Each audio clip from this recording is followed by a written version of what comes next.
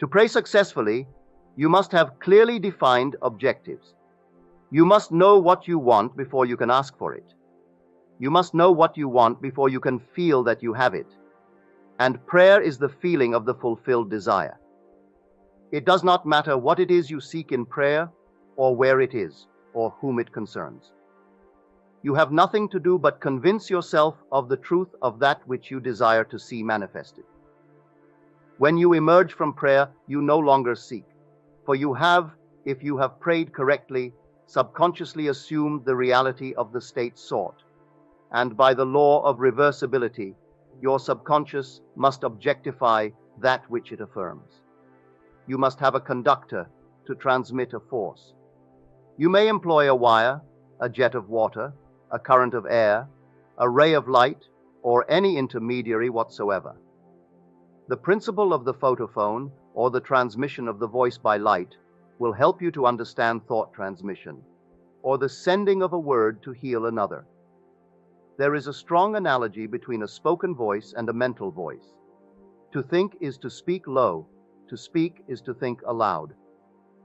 The principle of the photophone is this: a ray of light is reflected by a mirror and projected to a receiver at a distant point. Back of the mirror is a mouthpiece. By speaking into the mouthpiece, you cause the mirror to vibrate. A vibrating mirror modifies the light reflected on it. The modified light has your speech to carry, not as speech, but as represented in its mechanical correlate. It reaches the distant station and impinges on a disc within the receiver. It causes the disc to vibrate according to the modification it undergoes, and it reproduces your voice. I am the light of the world. I am, the knowledge that I exist, is a light by means of which what passes in my mind is rendered visible. Memory, or my ability to mentally see what is objectively present, proves that my mind is a mirror, so sensitive a mirror that it can reflect a thought. The perception of an image in memory in no way differs as a visual act from the perception of my image in a mirror. The same principle of seeing is involved in both. Your consciousness is the light reflected on the mirror of your mind and projected in space to the one of whom you think. By mentally speaking to the subjective image in your mind, you cause the mirror of your mind to vibrate. Your vibrating mind modifies the light of consciousness reflected on it. The modified light of consciousness reaches the one toward whom it is directed and impinges on the mirror of his mind. It causes his mind to vibrate according to the modification it undergoes. Thus, it reproduces in him what was mentally affirmed by you. Your beliefs, your fixed attitudes of mind, constantly modify your consciousness as it is reflected on the mirror of your mind. Your consciousness, modified by your beliefs, objectifies itself in the conditions of your world. To change your world, you must first change your conception of it. To change a man, you must change your conception of him. You must first believe him to be the man you want him to be, and mentally talk to him as though he were. All men are sufficiently sensitive to reproduce your beliefs of them. Therefore, if your word is not reproduced visibly in him toward whom it is sent, the cause is to be found in you, not in the subject. As soon as you believe in the truth of the state affirmed, results follow. Everyone can be transformed. Every thought can be transmitted. Every thought can be visibly embodied. Subjective words, subconscious assumptions, awaken what they affirm. They are living and active and shall not return unto me void, but shall accomplish that which I please, and shall prosper in the thing whereto I sent them. They are endowed with the intelligence pertaining to their mission, and will persist until the object of their existence is realized. They persist until they awaken the vibratory correlates of themselves within the one toward whom they are directed. But the moment the object of their creation is accomplished, they cease to be. The words spoken subjectively in quiet confidence will always awaken a corresponding state in the one in whom it was spoken. But the moment its task is accomplished, it ceases to be, permitting the one in whom the state is realized to remain in the consciousness of the state affirmed or to return to his former state. Whatever state has your attention holds your life. Therefore, to become attentive to a former state is to return to that condition. Remember not the former things, neither consider things of old. Nothing can be added to man, for the whole of creation is already perfected in him. The kingdom of heaven is within you. Man can receive nothing except it be given him from heaven. Heaven is your subconsciousness. Not even a sunburn is given from without. The rays without only awaken corresponding rays within.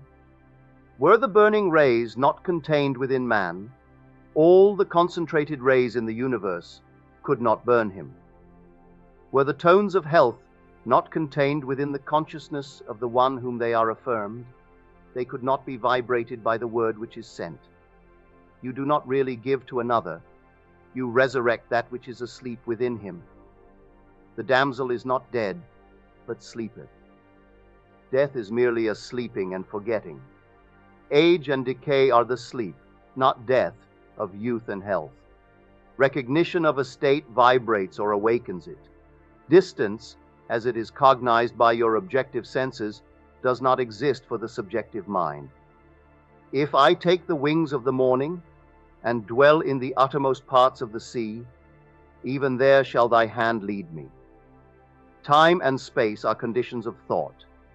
The imagination can transcend them and move in a psychological time and space. Although physically separated from a place by thousands of miles, you can mentally live in the distant place as though it were here. Your imagination can easily transform winter into summer, New York into Florida, and so on. Whether the object of your desire be near or far, results will be the same. Subjectively, the object of your desire is never far off. Its intense nearness makes it remote from observation of the senses. It dwells in consciousness, and consciousness is closer than breathing and nearer than hands and feet. Consciousness is the one and only reality. All phenomena are formed of the same substance vibrating at different rates. Out of consciousness, I as man came, and to consciousness, I as man return. In consciousness, all states exist subjectively and are awakened to their objective existence by belief. The only thing that prevents us from making a successful subjective impression on one at a great distance, or transforming there into here, is our habit of regarding space as an obstacle. A friend 1,000 miles away is rooted in your consciousness through your fixed ideas of him. To think of him and represent him to yourself inwardly in the state you desire him to be, confident that this subjective image is as true as it were already objectified, awakens in him a corresponding state which he must objectify. The results will be as obvious as the cause was hidden. The subject will express the awakened state within him and remain unaware of the true cause of his action. Your illusion of free will is but ignorance of the causes which make you act. Prayers depend upon your attitude of mind for their success, and not upon the attitude of the subject.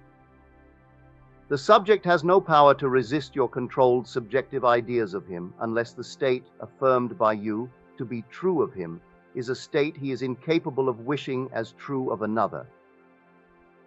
In that case, it returns to you, the sender, and will realize itself in you. Provided the idea is acceptable, success depends entirely on the operator, not upon the subject who, like compass needles on their pivots, are quite indifferent as to what direction you choose to give them. If your fixed idea is not subjectively accepted by the one toward whom it is directed, it rebounds to you from whom it came. Who is he that will harm you if ye be followers of that which is good? I have been young, and now am old. Yet have I not seen the righteous forsaken, nor his seed begging bread. There shall no evil happen to the just. Nothing befalls us that is not of the nature of ourselves. A person who directs a malicious thought to another will be injured by its rebound if he fails to get subconscious acceptance of the other. As ye sow, so shall ye reap. Furthermore, what you can wish and believe of another can be wished and believed of you, and you have no power to reject it if the one who desires it for you accepts it as true of you. The only power to reject a subjective word is to be incapable of wishing a similar state of another. To give presupposes the ability to receive. The possibility to impress an idea upon another mind presupposes the ability of that mind to receive that impression. Fools exploit the world. The wise transfigure it. It is the highest wisdom to know that in the living universe there is no destiny other than that created out of imagination of man. There is no influence outside of the mind of man. Whatsoever things are lovely, whatsoever are of good report, if there be any virtue, and if there be any praise, think on these things. Never accept as true of others what you would not want to be true of you. To awaken a state within another, it must first be awake within you. The state you would transmit to another can only be transmitted if it is believed by you. Therefore, to give is to receive. You cannot give what you do not have, and you have only what you believe. So to believe a state as true of another not only awakens that state within the other, but it makes it alive within you. You are what you believe. Give, and ye shall receive, full measure, pressed down and running over. Giving is simply believing, for what you truly believe of others, you will awaken within them. The vibratory state, transmitted by your belief, persists until it awakens its corresponding vibration in him of whom it is believed. But before it can be transmitted, it must first be awake within the transmitter. Whatever is awake within your consciousness, you are. Whether the belief pertains to self or another does not matter, for the believer is defined by the sum total of his beliefs or subconscious assumptions. As a man thinketh in his heart, in the deep subconscious of himself, so is he. Disregard appearances and subjectively affirm as true that which you wish to be true. This awakens in you the tone of the state affirmed, which in turn realizes itself in you, and in the one of whom it is affirmed. Give, and ye shall receive. Beliefs invariably awaken what they affirm. The world is a mirror, wherein everyone sees himself reflected. The objective world reflects the beliefs of the subjective mind. Some people are self-impressed best by visual images, others by mental sounds, and still others by mental actions. The form of mental activity which allows the whole power of your attention to be focused in one chosen direction is the one to cultivate until you can bring all to play on your objective at the same time. Should you have difficulty in understanding the terms visual images, mental sounds, and mental actions, here is an illustration that should make their meanings clear. A imagines he sees a piece of music, knowing nothing at all about musical notations. The impression in his mind is purely visual image. B imagines he sees the same piece, but he can read music and can imagine how it would sound when played on the piano. That imagination is mental sound. C also reads music and is a pianist. As he reads, he imagines himself playing the piece. The imaginary action is mental action. The visual images, mental sounds, and mental actions are creations of your imagination, and though they appear to come from without, they actually come from within yourself. They move as if moved by another, but are really launched by your own spirit from the magical storehouse of imagination. They are projected into space by the same vibratory law that governs the sending of a voice or picture. Speech and images are projected not as speech or images, but as vibratory correlates. Subjective mind vibrates according to the modifications it undergoes by the thought and feelings of the operator. The visible state created is the effect of the subjective vibrations. A feeling is always accompanied by a corresponding vibration, that is, a change in expression or sensation in the operator. There is no thought or feeling without expression. No matter how emotionless you appear to be, if you reflect with any degree of intensity, there is always an execution of slight muscular movements. The eye, though shut, follows the movements of the imaginary objects, and the pupil is dilated or contracted according to the brightness or the remoteness of those objects. Respiration is accelerated or slowed according to the course of your thoughts. The muscles contract correspondingly to your mental movements. This change of vibration persists until it awakens a corresponding vibration in the subject, which vibration then expresses itself in a physical fact. And the Word was made flesh. Energy, as you see in the case of radio, is transmitted and received in a field, a place where changes in space occur. The field and energy are one and inseparable. The field or subject becomes the embodiment of the word or energy received. The thinker and the thought, the operator and the subject, the energy and the field are one. Were you still enough to hear the sound of your beliefs, you would know what is meant by the music of the spheres. The mental sound you hear in prayer as coming from without is really produced by yourself. Self-observation will reveal this fact. As the music of the spheres is defined as the harmony heard by the gods alone, and is supposed to be produced by the movements of the celestial spheres, so too is the harmony you subjectively hear. For others heard by you alone is produced by the movements of your thoughts and feelings in the true kingdom, or heaven within you.